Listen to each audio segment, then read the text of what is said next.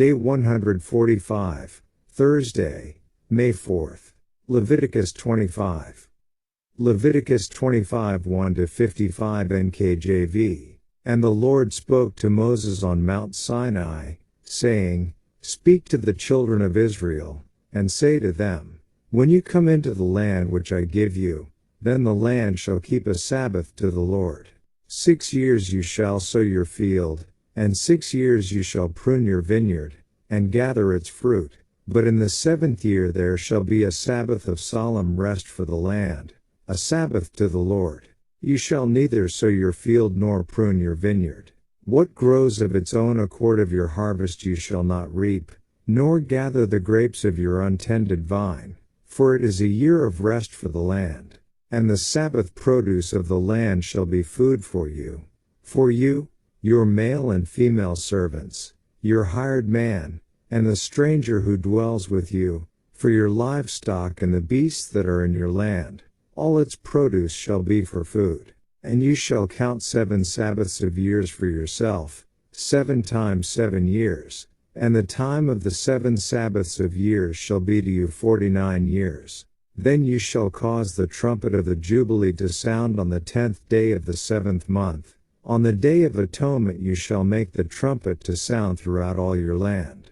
And you shall consecrate the 50th year, and proclaim liberty throughout all the land to all its inhabitants. It shall be a jubilee for you, and each of you shall return to his possession, and each of you shall return to his family.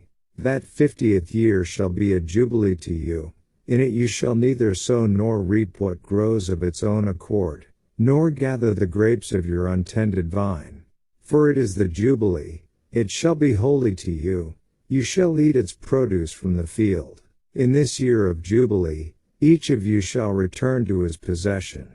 And if you sell anything to your neighbor or buy from your neighbor's hand, you shall not oppress one another. According to the number of years after the jubilee you shall buy from your neighbor, and according to the number of years of crops he shall sell to you. According to the multitude of years you shall increase its price, and according to the fewer number of years you shall diminish its price, for he sells to you according to the number of the years of the crops. Therefore you shall not oppress one another, but you shall fear your God, for I am the Lord your God. So you shall observe my statutes and keep my judgments, and perform them, and you will dwell in the land in safety. Then the land will yield its fruit, and you will eat your fill, and dwell there in safety. And if you say, What shall we eat in the 7th year, since we shall not sow nor gather in our produce? Then I will command my blessing on you in the 6th year, and it will bring forth produce enough for 3 years. And you shall sow in the 8th year, and eat old produce until the 9th year, until its produce comes in. You shall eat of the old harvest. The land shall not be sold permanently, for the land is mine, for you are strangers and sojourners with me. And in all the land of your possession you shall grant redemption of the land.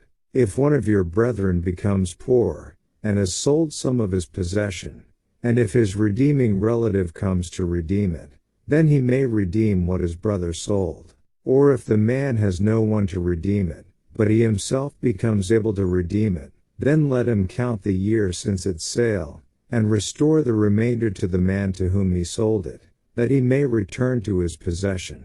But if he is not able to have it restored to himself, then what was sold shall remain in the hand of him who bought it until the year of Jubilee, and in the Jubilee it shall be released, and he shall return to his possession. If a man sells a house in a walled city, then he may redeem it within a whole year after it is sold. Within a full year he may redeem it. But if it is not redeemed within the space of a full year, then the house in the walled city shall belong permanently to him who bought it, throughout his generations. It shall not be released in the Jubilee. However, the houses of villages which have no wall around them shall be counted as the fields of the country. They may be redeemed, and they shall be released in the Jubilee. Nevertheless, the cities of the Levites, and the houses in the cities of their possession, the Levites may redeem at any time. And if a man purchases a house from the Levites, Then the house that was sold in the city of his possession shall be released in the Jubilee, for the houses in the cities of the Levites are their possession among the children of Israel. But the field of the common land of their cities may not be sold, for it is their perpetual possession. If one of your brethren becomes poor, and falls into poverty among you, then you shall help him, like a stranger or a sojourner, that he may live with you. Take no usury or interest from him, but fear your God, that your brother may live with you. You shall not lend him your money for usury, nor lend him your food at a profit. I am the Lord your God, who brought you out of the land of Egypt, to give you the land of Canaan and to be your God. And if one of your brethren who dwells by you becomes poor, and sells himself to you, you shall not compel him to serve as a slave. As a hired servant and a sojourner he shall be with you, and shall serve you until the year of Jubilee. And then he shall depart from you, he and his children with him, and shall return to his own family. He shall return to the possession of his fathers. For they are my servants, whom I brought out of the land of Egypt. They shall not be sold as slaves. You shall not rule over him with rigor, but you shall fear your God. And as for your male and female slaves whom you may have, from the nations that are around you, from them you may buy male and female slaves. Moreover, you may buy the children of the strangers who dwell among you, and their families who are with you, which they beget in your land, and they shall become your property. And you may take them as an inheritance for your children after you, to inherit them as a possession. They shall be your permanent slaves. But regarding your brethren, the children of Israel, you shall not rule over one another with rigor. Now if a sojourner or stranger close to you becomes rich, and one of your brethren who dwells by him becomes poor, and sells himself to the stranger or sojourner close to you, or to a member of the stranger's family, after he is sold he may be redeemed again. One of his brothers may redeem him, or his uncle or his uncle's son may redeem him, or anyone who is near of kin to him in his family may redeem him, or if he is able he may redeem himself. Thus he shall reckon with him who bought him. The price of his release shall be according to the number of years, from the year that he was sold to him until the year of Jubilee. It shall be according to the time of a hired servant for him. If there are still many years remaining, according to them he shall repay the price of his redemption from the money with which he was bought. And if there remain but a few years until the year of Jubilee, then he shall reckon with him, and according to his years he shall repay him the price of his redemption. He shall be with him as a yearly hired servant, and he shall not rule with rigor over him in your sight. And if he is not redeemed in these years, then he shall be released in the year of Jubilee, he and his children with him. For the children of Israel are servants to me, they are my servants whom I brought out of the land of Egypt. I am the Lord your God. Daily Deep Dive. Let's begin today with the UCG reading plan. These words of verse 10 are engraved on the American Liberty Bell, a traditional symbol of U.S. freedom that sits outside Independence Hall in Philadelphia, Pennsylvania. While it was first rung on July 8, 1776, to celebrate the first public reading of the Declaration of Independence, it was actually commissioned by the Pennsylvania Provincial Assembly in 1751 to proclaim the Jubilee year. Ironically, the bell was first cast in London. In any event, it was seen by revolutionary America as a symbol of freedom from tyranny, and the verse quoted is quite fitting in that regard. In actuality, the proclamation of liberty in the 50th year specifically referred to the fact that all debts were canceled, all Israelites who had sold themselves into slavery were freed, and all land went back to its original owners. The phrase proclaim liberty also occurs in Isaiah 61:1. Where it is proclaimed to the captives, along with the opening of the prison to those who are bound. To whom is this referring? Those who are in the snare of the devil, having been taken captive by him to do his will, 2 Timothy 2:26, i.e., the world at large. This is also seen as proclaiming the acceptable year of the Lord, Isaiah 61:2, another name for the Jubilee. When Christ began his earthly ministry, he explained that he was fulfilling these very verses in Isaiah, Luke 4:16-21. We should easily see how this relates to the issue of debt and servitude. The penalty earned for sin is compared to debt in the Scriptures.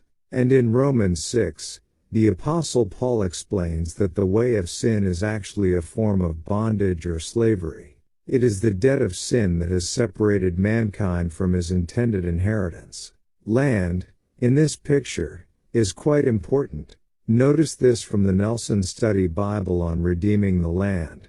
An ancient Israelite was in desperate straits if he had to sell his family's land. Both food and income came from the proceeds of the land. Dispossessed family members would quickly become someone else's servants. Most people would work hard to avoid such a situation. However, illness, crop failure, or other misfortunes could force a person into debt to the point that his only alternative was to sell his land. Even in this distressing situation there was hope. A dispossessed family could be saved from poverty and hardship. First, a redeeming relative could redeem, or buy back, the land, Lev. 25:25. From the proceeds, the man could pay off his creditors. The land stayed in the extended family. The poor family stayed on their land, and eventually the redeemer was repaid. The redeemer was the nearest male relative. If he could not fulfill this privilege and obligation, it passed down the kinship line until someone could. This is the scenario of Ruth 4. Boaz acted as a kinsman redeemer and bought Naomi's field. If a man did not have any relative who would redeem his land, he could save enough to buy it back himself. The purchase price would be prorated according to the number of years left until the next Jubilee year, the 50th year, Leviticus 25:26-27. A man might have to wait until the Jubilee year to reclaim the land of his inheritance, Leviticus 25:28. Even in this most desperate situation there was the hope and promise that at the Jubilee year the family would be able to return debt-free to their land and make a fresh start. The law of redemption and the law of the Jubilee year are vivid symbols of what Jesus Christ did on the cross for every person. 1 Corinthians 6:20, Ephesians 1:7, 1 Peter 1:18-19. What our first father and mother lost in the garden, i.e., man's dwelling in the paradise of God and opportunity to eat from the tree of life, we cannot retrieve by any means, on our own. We cannot go back to Eden, of ourselves. Yet Jesus Christ, our elder brother, redeemed it for us. We have been evicted from our inheritance, but in the year of Jubilee, we will be allowed to return, cf. Isaiah 51:3. Ezekiel 36:33-35, Revelation 2:7, Revelation 22:1-2, 14. We will live with Jesus in paradise. Moreover, we will at last inherit the whole universe with him. Romans 8:16-19, Hebrews 2:8-9, Revelation 21:7, which was God's intent for mankind from the beginning. Compare Deuteronomy 4:19. What a glorious redemption of both us and our heritage. And verse 5, for 6 years they were allowed to plow, sow, cultivate, etc., the land, but on the 7th year, the land was given a Sabbath rest for a year, which was to the Lord. They were not to plant, plow, or work the land in any way, nor were they to harvest the land in the traditional way of going through the whole field and picking everything for profit, selling, etc. The Hebrew here is literally, nor gather the Nazarite grapes. This word also means consecrated or devoted ones, in the same way that one would consecrate themselves to God through taking a Nazarite vow, which required that a man not cut his hair. These grapevines were to be unpruned/unkept and consecrated to God in this way. Barnes' note states, vine undressed, that is, unpruned, literally Nazarite vine, the figure being taken from the unshorn locks of the Nazarite.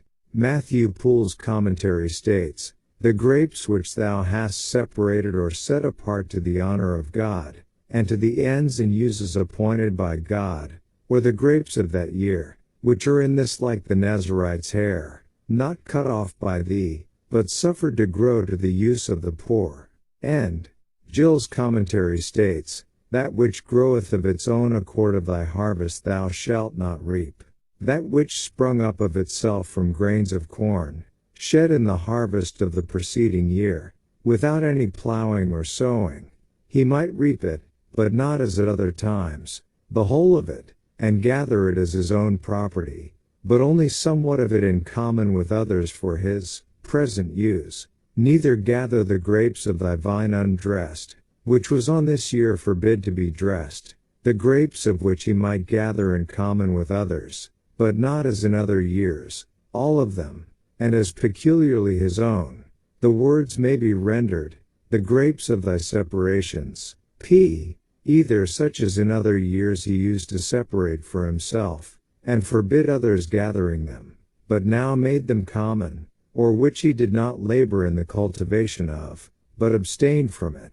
And verses 6 and 7, "Everyone, including animals, was to freely be able to eat from what was produced, but the owner of the land could not harvest more than their food for profit, etc.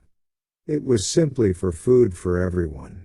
What a beautiful Sabbath picture, a time ultimately pointing to the kingdom of God when all will be satisfied and in peace together with their needs met.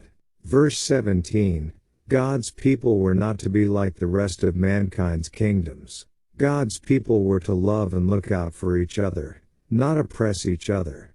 Verse 19, we again see this beautiful picture of everyone's needs met and living in peace and safety.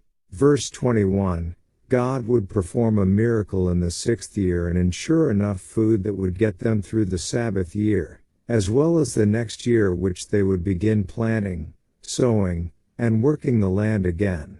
Verse 23, this is a perspective we should continue to have today, that everything we have ultimately belongs to the one who created it.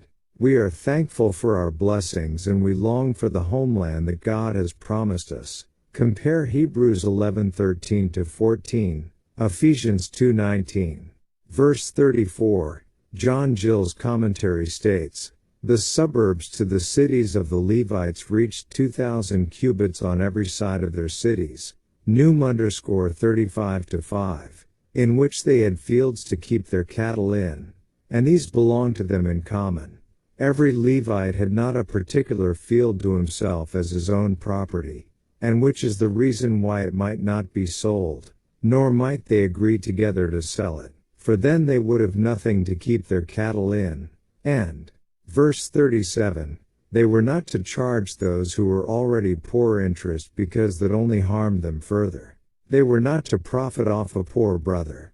Verse 55, it's clear here that God sees all of his people as his servants and not permanent servants of mankind.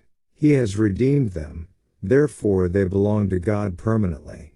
This did not apply to foreigners because they were not God's. We as Christians, at baptism, commit our lives to God. We were redeemed by the death of Jesus Christ, and we now belong to God permanently.